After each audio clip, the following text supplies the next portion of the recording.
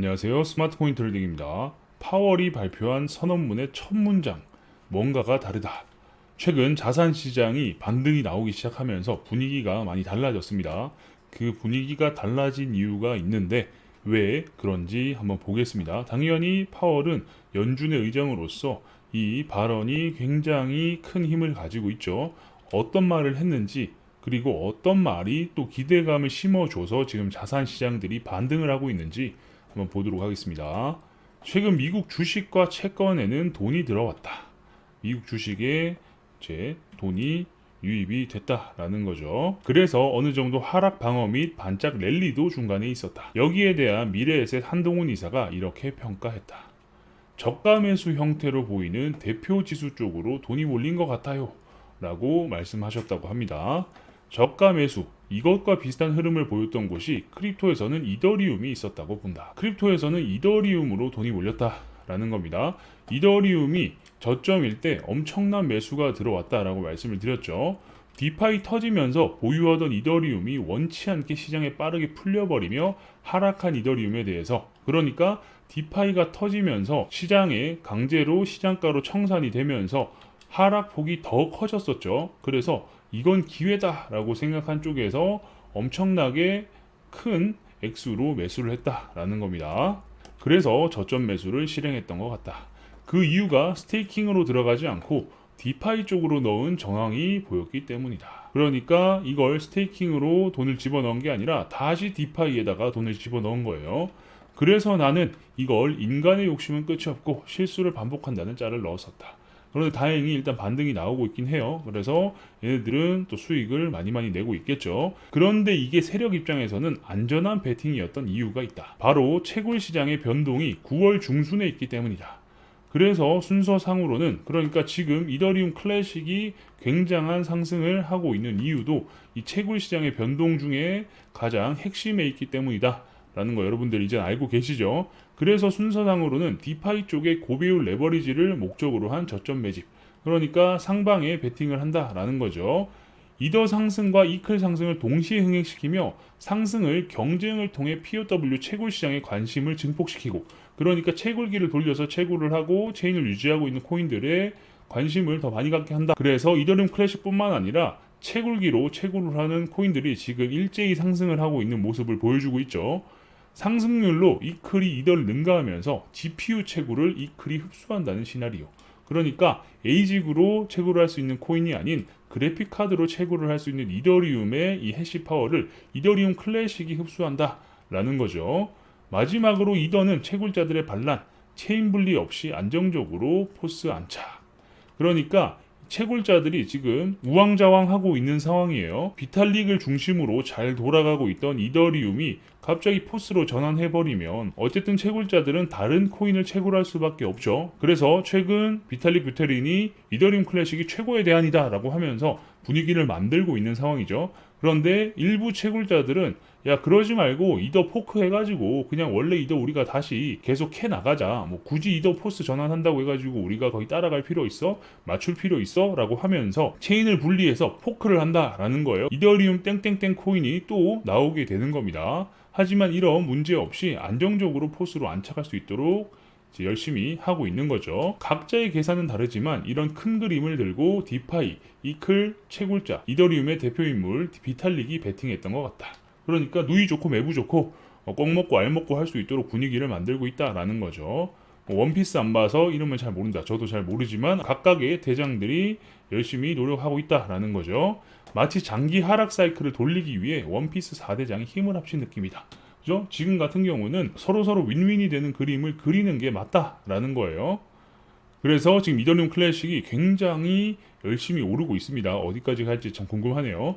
그런데 순 증가분이 무려 9%를 찍는 곳이 하나 있었다. 9%면은 꽤나 많이 늘었죠. 큰 상승률인데 이게 바로 인버스에 돈이 들어왔다라는 겁니다. 인버스는 하락에 베팅하는 걸 말합니다. 여기에 찍힌 인버스는 보통 장투에 가깝다. 그러니까 지금 당장 하락을 해가지고 수익을 내는 게 아니라 추가적으로 나중에 하락이 있을 것 같으니 지금부터 넣어놓는 돈이다 라고 볼 수 있는 거죠. 그리고 돈이 들어온 곳을 보면 대부분 단기 채권 쪽이 더 많다. 이러니 이건 시장의 불안함을 반영하는 요소다. 그러니까 장투는 하락으로 보는데 단기로는 상방으로 보고 있다 라는 거죠. 게다가 최근 한 달간 금에서 돈이 제일 많이 빠져나갔다. 왜냐? 지금 달러가 강세기 때문에 금에서는 자산이 빠져나갈 수밖에 없는 상황이기도 하죠. 그리고 세 번째로 많이 빠진 게 바로 에너지. 아까 위에서 언급한 인버스에 돈이 들어온 것까지 정리하면 금, 원자재 빼고 인버스 들어오고 이제는 인플레이션 이슈에 본인이 촉각을 세우고 있으면 안 된다는 반증을 보여주는 지표다. 그러니까 지금 달러 강세로 인해 이런 데서 돈이 다 빠지고 있는 상황이기 때문에 인플레이션은 돈이 마구마구 찍혀 나와서 돈의 가치가 떨어지는 걸 인플레이션이라고 하죠. 그런데 반대로 지금 돈의 가치가 오히려 상승을 하고 있기 때문에 아직까지 인플레이션 붙잡고 있으면 안 된다라는 걸 말씀드리는 겁니다. 이건 저번과 이번 이 두 번의 발표가 있었죠. 파월의 성명서 첫 문장에서도 살짝 보이기 시작한다. 지난번 파월 성명서에서는 시작이 이랬다. 경제 활동이 1분기 살짝 하락한 뒤에 회복했다라고 운을 띄었다라는 거죠. 자, 분명히 회복했다라고 시작을 했는데 이번에는 완전히 다른 이야기를 해요. 최근 소비 지출과 관련된 생산 지표가 둔화되었다라고 운을 띄웁니다. 즉, 지금은 불황 이슈로 전환할 준비를 하고 있다라는 거다.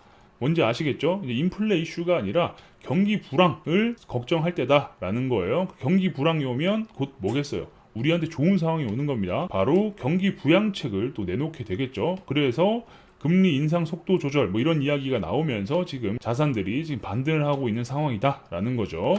그리고 아크인베스트 아시죠? 돈나무 캐시우드가 운영하는 투자사입니다.